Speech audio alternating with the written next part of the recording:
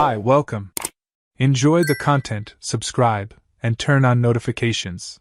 Rachel walked into the room with an expression that was hard to read. Her gaze was steady, but there was a slight tremor in her breathing. Brian was on the couch, phone in hand, browsing travel packages for the resort he'd always dreamed of going to with her. The photos of the blue ocean, the suite with a sunset view, and the couple's massages promised something he believed could reignite what had gradually faded between them. He quickly turned his phone away, with a small smile. He thought Rachel might have seen it, and deep down, he hoped she had. Maybe she'd realize he still cared. Maybe this was the moment she'd say she wanted to try again, too. But what she said was very different. She took a deep breath, sat in front of him, and clasped her hands over her knees. Brian knew something serious was coming. Rachel always did that when she had something delicate to say. "Brian. I feel like we're running on autopilot. You wake up, go to work, come back exhausted. I try to start a conversation, but we just seem more distant every day. I feel lonely next to you." Brian swallowed hard. It hurt because, in a way, he felt the same. But unlike her, he wanted to fight for them. He wanted to try. He held on to the hope that getting away from their routine would help them find what once brought them together.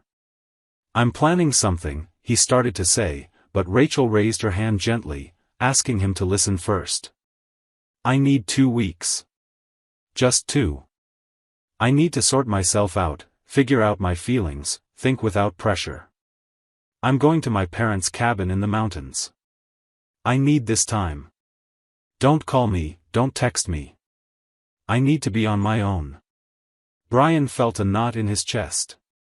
It wasn't just the request for time, it was the way she said it, like she'd already decided.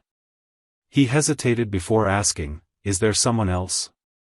Rachel's eyes went wide, and she shook her head firmly. "I'd never do that to you. This isn't about someone else. I'm just trying to find myself, Brian." She said it looking straight into his eyes, her voice trembling, a quiet sadness there, but still something in her tone didn't sound completely convincing. He stood up slowly, not sure what to say. The silence between them was louder than any argument they'd ever had. Rachel went to the bedroom, grabbed a large suitcase, and started packing her clothes with automatic movements. Each folded piece felt like a fragment of their story, placed in a box she wasn't sure she'd ever open again. Brian watched her from the doorway, wanting to step in but unable to do anything.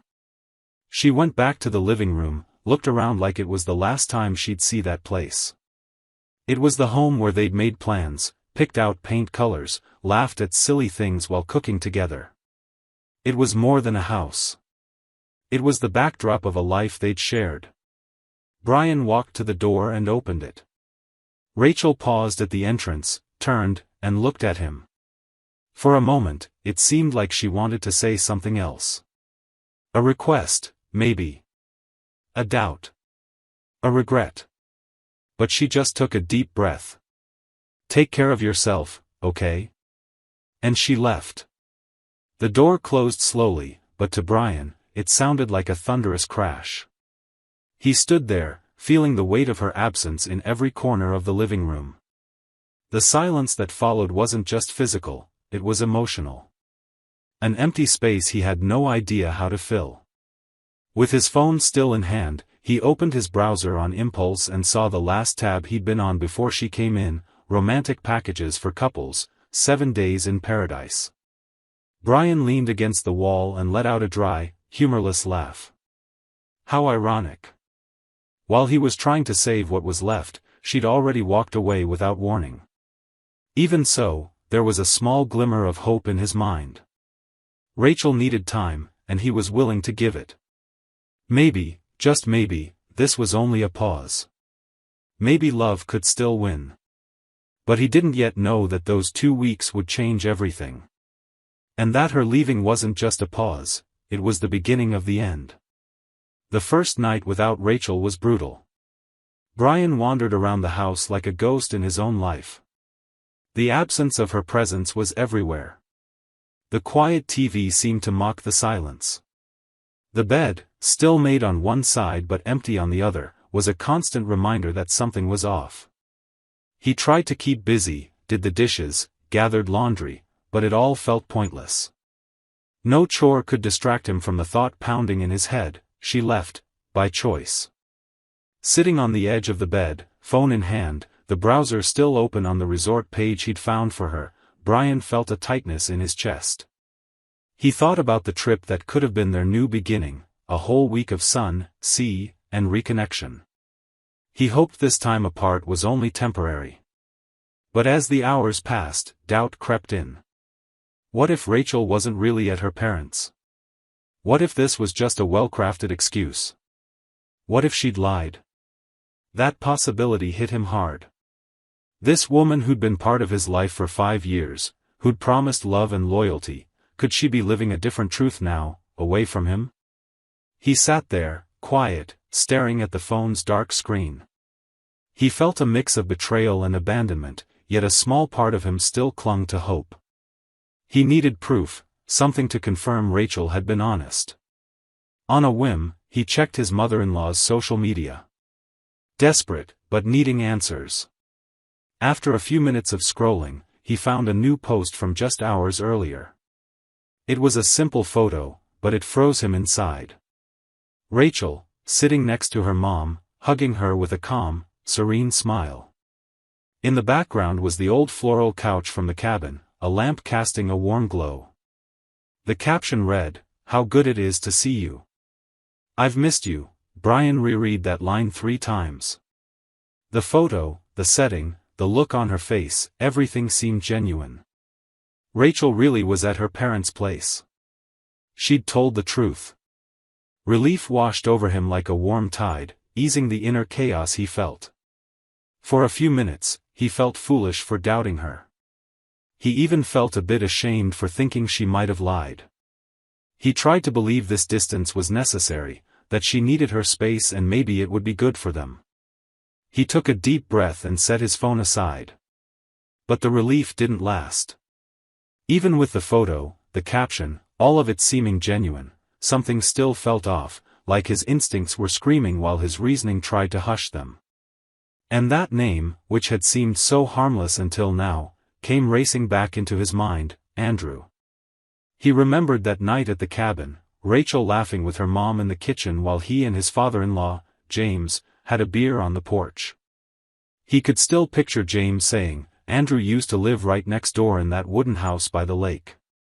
He and Rachel were inseparable when they were teenagers. She thought she'd marry him someday. Back then, Brian laughed. He found it funny, almost childish. But now, with everything going on, the memory felt heavier. Rachel had asked for 2 weeks alone. She wanted no calls, no texts. She said she needed time to think. And now he remembered that Andrew lived nearby. Brian's mind spun. The photo of her with her mom, Andrew in her past, this sudden getaway. He tried to brush it off, but it was impossible to ignore how all the pieces seemed to fit together behind the scenes. Maybe he was overreacting. Maybe he was just insecure. But what if he wasn't? That was when he decided to act. He grabbed his laptop and typed slowly, "Private detective. Discreet. Trustworthy." He spent hours going through ads. He read reviews and profiles. He got in touch with 2 different professionals before choosing Carl Simmons, a detective with years of experience, a calm demeanor, and a sharp look in his website photo. He called right away. Carl picked up, his voice deep and direct. He asked for details, wrote everything down. "Is she really there?" Brian asked in almost a whisper. "I want to know that first, above all." Carl promised to have an answer in 4 days. Brian provided the info: her full name, her parents' address, a description of the cabin, details on her car, likely schedules. He mentioned Andrew. The call ended with a promise to follow up soon. Once he hung up, Brian just sat there in the dark, staring at nothing. Outside, the wind rattled the windows, and inside, his heart pounded fast, confused. His mind was torn between trusting her and protecting himself. He wanted to believe Rachel. But he needed the truth. It was a steamy morning when the email came. Brian had slept terribly, head heavy with thoughts and his heart even heavier. He woke up before his alarm, as if he already sensed this day would be different. Still lying in bed, staring at the ceiling, he felt a strange emptiness, like his body was there but his spirit was drifting between hope and disappointment. His phone buzzed just once. The screen lit up, Carl Simmons, material delivered. Brian sat up slowly, like he was carrying the weight of 1,000 soon-to-be shattered certainties. He took a deep breath and opened his email. The message was there, its title almost cruel in its simplicity, Rachel Case Update. He tapped it. Inside the attached folder were photos, videos, and a detailed report of what the detective had uncovered. Brian hesitated, his finger hovering over the first file. This could change everything, he knew it. It was a point of no return, a door that wouldn't close the same way once it was opened. He opened the first image. Rachel was getting out of a dark pickup truck. In the background was a small wooden cabin, simple and rustic, surrounded by tall trees and a worn fence. He knew that wasn't the same place in his mother-in-law's photo. The blue window frames, the hammock on the porch, the red curtains inside, none of those details were in her parents' cabin. This was somewhere else. In the next image, she wasn't alone. There was a man beside her, younger, athletic, brown hair, some stubble. Andrew. It had to be him. The photos went on in sequence, showing them walking up to the cabin, sitting on the porch having coffee, laughing. They looked close, relaxed. Like the rest of the world had stopped outside that fence. In one photo, he hugged her from behind, both of them with eyes closed, sharing a whisper the camera didn't pick up. Brian opened the first video. It was short. They were outside the cabin. Rachel laughed at something he said. Suddenly, he pulled her around the waist and kissed her. She accepted the kiss naturally, surrendering in a way that tore Brian apart inside. Right then, watching the screen, Brian felt his heart slow down. His blood seemed to run more sluggishly, too. He didn't yell. He didn't cry. He just stayed there. In that moment, the only sound was the wind drifting in through the partially open window, carrying a faint hint of rain. His body trembled slightly, but his mind was oddly clear. Something inside him had shattered definitively, like a mirror that cracks without a sound but scatters shards everywhere. He stayed like that for a few minutes, frozen, existing in a new world where everything he believed had collapsed. Then he stood up. Without rushing, moving as though on autopilot, he went to the living room shelf and grabbed a blank envelope. He went to the office where he kept important documents. He sat at his computer and logged into his bank account. He typed, clicked, confirmed. He transferred every bit of savings from their joint account to his personal account. He had earned every cent of it through years of work, saving, canceled trips, delayed renovations, planning a future with someone who, he now realized, had never really been on the same page. After the transfer, he canceled all the credit cards, including hers. He removed her card info from the household spreadsheet he'd kept since they got married. He closed the laptop. Still silent, he walked to the front door. He grabbed the spare keys from the small ceramic dish on the entry table. He got a tape measure and double-checked the dimensions. He'd made his decision. That house, inherited from his parents, built with love and memories, was his. It had never been hers. It was the one solid certainty in the middle of the emotional storm surrounding him. Later that same day, he changed the locks. He arranged for a new security system with cameras. A few hours later, his phone vibrated. A message appeared on the screen. "My card's not working. Can you check what happened?" Brian looked at that notification for a while. He reread it. The calm way she asked felt absurd after what he'd discovered. Like nothing had happened. Like there was still something left between them. He opened the conversation and typed, slowly, "Let's talk when the 2 weeks you asked for are up. Until then, I need my time, too. I need to clear my head." He hit send. There was no immediate reply. No call. No request to explain. Which, in a way, hurt even more. It was as if, once he pressed send, he finally understood how distant they really were. That night, he slept alone again. But something was different. There was a feeling of relief mixed with sadness. Yes, he was hurt. But now, at least, everything was out in the open. The veil of doubt had lifted, replaced by a harsh, cold certainty. Rachel had made her choice. Now it was his turn to make his. The day Rachel came back started off like any other.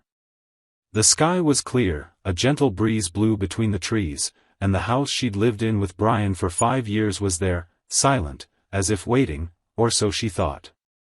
She parked her car calmly, opened the door, and stepped out with the same suitcase she'd taken when she left. Her movements were slow, almost staged.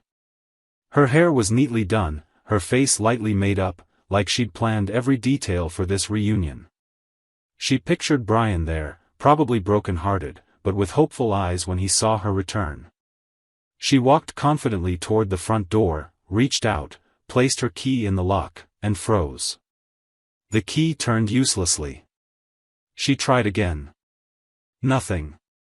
She frowned, checked if it was the right key, then tried once more, harder. No luck. The knob didn't budge. She took a step back, looking around as if expecting Brian to pop out of the garage or peek through a window, laughing, telling her it was just a prank. But everything was still. Way too quiet. Confused, she pulled out her phone and called him. Under the soft sound of waves and the warm sea breeze, Brian checked his phone screen.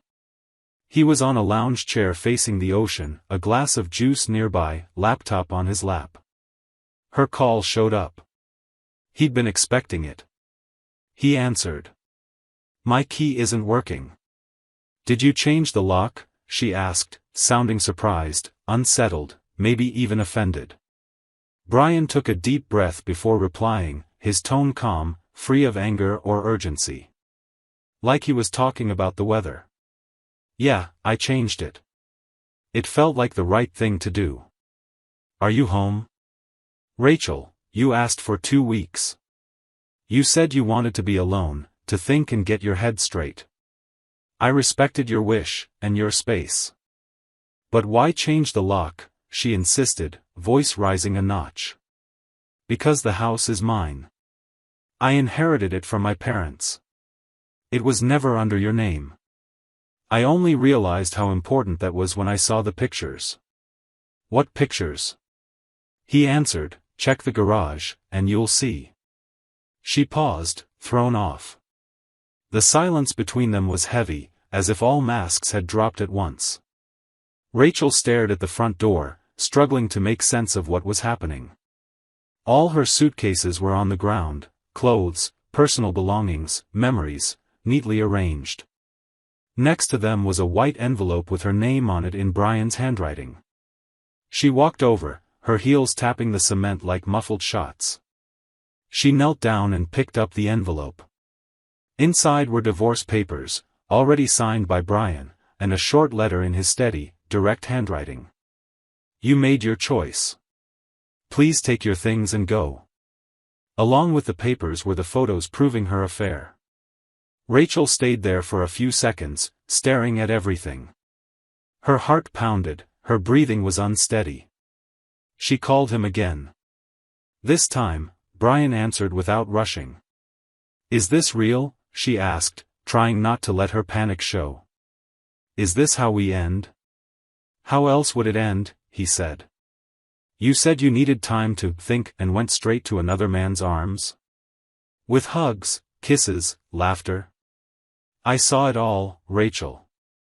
She tried to regain her composure, like someone looking for solid ground after slipping. I told you I wanted 2 weeks alone.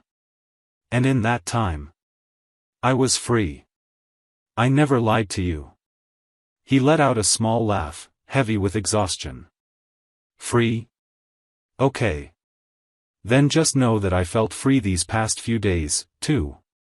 And it's the best feeling I've had in a long time, the relief of not being lied to, of not being second best, of being able to breathe without walking on eggshells. And you know what I realized? She stayed quiet. The silence on his end was a sign for her to brace herself. I want to stay that way. She bit her lip. She wanted to argue, but everything felt pointless in the face of how certain he sounded. Where are you? She finally asked, her voice quieter, more vulnerable. At a beach resort.